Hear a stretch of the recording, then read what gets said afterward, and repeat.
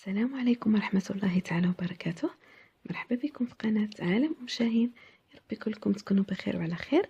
اليوم ان شاء الله بغيت نشارك معكم كيكة او حلوى لا كريم رائعة، بواحد الكريمة اللي مميزة ومبتكرة من ألذ ما يكون، يعني بمكونات سهلة بواحد الطريقة اللي بسيطة غنحصلوا على واحد النتيجة رائعة. هاد الكريمة إضافة على أنها لذيذة بزاف، القوام ديالها رائع، يعني كتبقى متماسكة ولو أنها تبقى خارج الثلاجة. اسمحوا لي أنايا أو أعتذر على المظهر الخارجي لهذا الكيك، يعني لا فينيسيون ما كانش في المستوى نظرا لظروف خاصة ولضيق الوقت. انا حطيت هاد الكريمه هذه في فيديو اخر، يعني بالتفصيل اللي بغى يشوف الكريمه فقط. نخلي لكم الرابط ان شاء الله في صندوق الوصف او في نهايه الفيديو. في هذا الفيديو هذا ان شاء الله نشارك معكم بعض الافكار والنصائح لنجاح الجينواز. طولت عليكم بزاف في المقدمه، ندوزو مباشره للمقادير ديال الجينواز. بالنسبه للجينواز كنحتاجو 4 بيضات، كأس إلا ربع من السكر سنيدة أو ما يعادل 120 غرام، 4 ملاعق كبيرة من الحليب، 4 ملاعق كبيرة من الزيت، كأس غير مملوء من الدقيق أو ما يعادل 100 غرام، و3 أكياس من شوكولاتة بودرة، كل كيس يزن 7 غرام، تقريبا 3 ملاعق كبيرة. هنا بالنسبة للناس اللي كيفضلوا الجينواز أو الكيك بنكهة الفاني يعملوا كأس مملوء من الدقيق أو ما يعادل 120 غرام. نحتاج أيضا ملعقة صغيرة من الخل، كيس من سكر فاني، و4 غرام أو نصف ملعقة صغيرة من خميرة الحلويات اللي ممكن نستغنوا عليها نهائيا. في واحد الإناء كنوضعوا البيض، القليل من الملح، وملعقة صغيرة من الخل. كنضربوا بالضراب الكهربائي، من بعد كنضيفوا السكر سنيدة وحنا كنضربوا. هنا أنا المقطع اللي كنت كنضيف فيه السكر مشى، ما عرفتش واش فين هرب. كما كتلاحظوا هذا هو الخليط اللي حصلنا عليه، تقريبا ضعف 3 مرات. هذا مقطع اخر هنا وضعته، يعني عمدا تعمدت انني نحط هذا المقطع.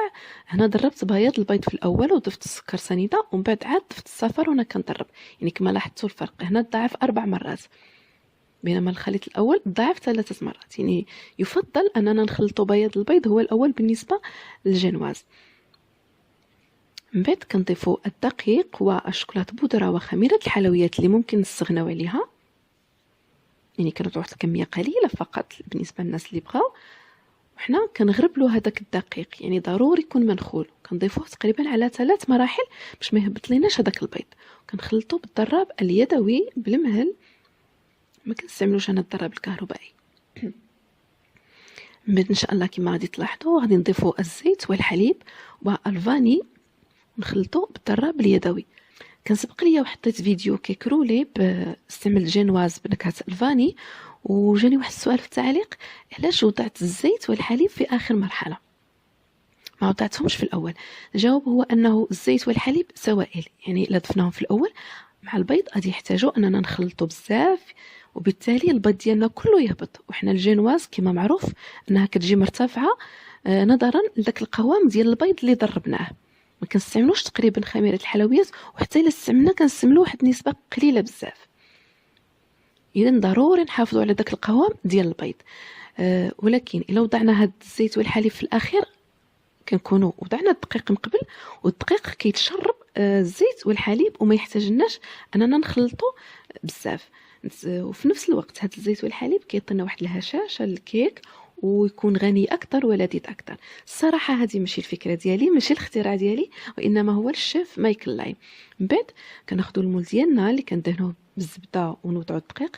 يفضل اننا ما ندهنوش مع الجناب باش هذا الكيك ديالنا يلتصق مع الجناب وما يجيناش داك الكيك بومبي، يعني يجينا السطح مستوي. من بعد كناخذوا المول ديالنا وكنحاولوا اننا نضربوه مع سطح العمل، يعني باش نزيلوا هذوك الفقاعات ديال الهواء. من بعد كنكونوا سخنا الفرن، طبعا كنوضعوا فيه الكيك ديالنا، كنوضعوه على 150 درجه تقريبا، كياخذ لينا واحد 20 دقيقه. الان ندوزو باش نحضروا الكريمه. بالنسبه لهاد الكريمه هذه كنحتاجوا نصف لتر من الحليب، 3 ملاعق كبار من بودره الكريم باتيسير او كريمه الحلواني، 3 ملاعق او 4 كبار من السكر سنيده، كيبقى على حسب الذوق. اللي كيبغي الحلاوه بزاف يضيف اكثر. ملعقه كبيره من الزبده، كيس من بودره الشونتيي، هنا ممكن نستعملوا نصف الكيس فقط. والفلون باي نكهه كتفضلوا. بالنسبه للطريقه كما كنقول لكم دائما، الاناء ديالنا ضروري اننا نشلوه بالماء. كنوضعوا السكر، نوضعوا الحليب، نوضعوا بودره الكريم باتيسير، نخلطوا جيدا باش يذوب هذاك البودره. من بعد كنوضعوها فوق نار مهيله وحنا كنحركوا حتى نحصلوا على كريمه، يعني حتى تعقد. كنزيلوها فوق النار ونضيفوا الزبده اللي كتبقى اختياريه ممكن نستغناو عليها. كنخلطوا جيدا ونخليو هاد الكريمه. كنغطيو الكريمه ديالنا بكيس بلاستيكي غذائي او فيلم اليمونتير ونخليوها تبرد في الثلاجه. من بعد كنخرجوها، كنضيفوا ليها الفلوم. انا هنا وضعت بنكهه الكراميل، وكنضيفوا بودره الشونتيي، وكنضربوا بالضراب الكهربائي. كما تلاحظوا القوام ديالها كيجي رائع وكريمه ولا ألد. الكيكه ديالنا هي هذه كما لاحظتوا، كتجي هشيشه وكتطلع كتجي ما شاء الله. وانا استعملت هنا الطريقه الاولى، يعني دربت البيض كامل. دابا ندوزو باش خليناها تبرد وندوزو باش نقسمو الكيك ديالنا. هنا انا كنستعمل الكيغدون، يعني بالنسبه للناس اللي ما عندهمش الاله اللي كيستعملوها في المخابز الكبرى، يوضعوا لي كيغدون. يعني كتعلموا المكان فين بغيتو تقسموا الكيك. من بعد كتوضعوا الخيط فوق الكيغدون كما كتلاحظوا في الفيديو. يعني طريقه سهله وبراتيك بزاف، يعني احسن من انكم تستعملوا السكين. هنا قسمت الكيك ديالي انا على 3، نتوما كيبقى الاختيار لكم، ممكن تقسموا على 2. كما لاحظتوا الكيك ديالنا هو هذا. هنا واحد النصيحه، من الاحسن انكم الجنواز الى يعني كنتوا حضرتوها قبل، تغلفوها بواحد الفيلم اليمونتير او بلاستيك غذائي باش ما تبقاش تفرتت لكم، او توضعوها في المجمد. هنا انا وضعت الطبقه الاولى، يعني القطعه الاولى من الكيك، وفضلت انني ندهنها بالحليب و شوكولاته بودره. والناس اللي كيفضلوا السيرو ممكن يوضعوا السيرو. من بعد كنضيفوا الكريمه ديالنا كما هي هذه كما كتشوفوا، يعني القوام ديالها باقي شاد صافي. من بعد كنضيفوا القطعه الثانيه، كنسقيوها بالحليب والشوكولاته او بالسيرو، كيبقى على حسب الذوق ديالكم. كنحطوا القطعه ونضيفوا الكريمه ونحطوا القطعه الاخيره. بعد انا الكريمه اللي كانت بقات ليا ضفت ليها الكراميل اللي كنت حضرته سابقا، وضعت معاه اللوز مهرمش، محمر ومهرمش او مجروش خشن، يعني باش تزيدني لذة الكريمه. صافي كنضيف الطبقه الاخيره من الكريمه، وكنوضع الكيك في الثلاجه. من الاحسن، انا هنا الصراحه ما وضعتوش في الثلاجه. من بعد كنحاولوا اننا نوضعوا الكريمه مع الجناب ديال الكيك، ويفضل انكم توضعوا هذا الكيك فوق شبكه، او توضعوا بابيت كويسون او ورق طي فوق الصحن باش يبقى يعني نقي.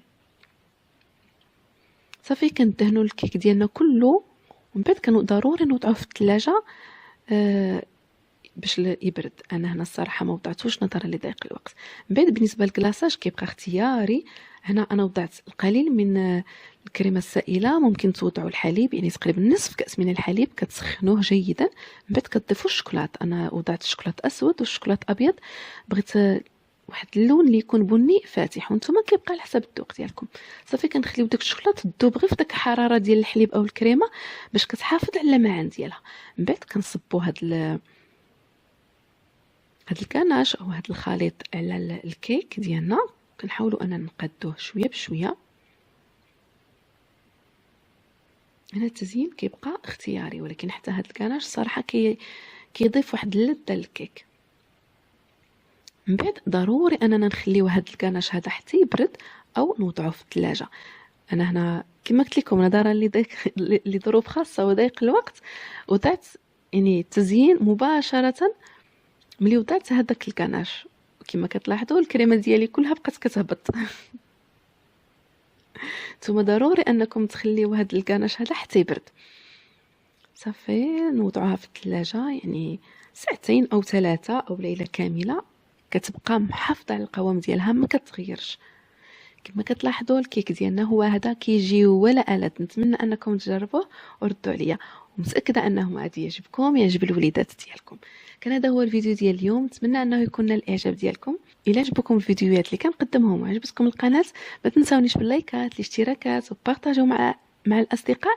الى فيديو قادم ان شاء الله، خليتكم على خير.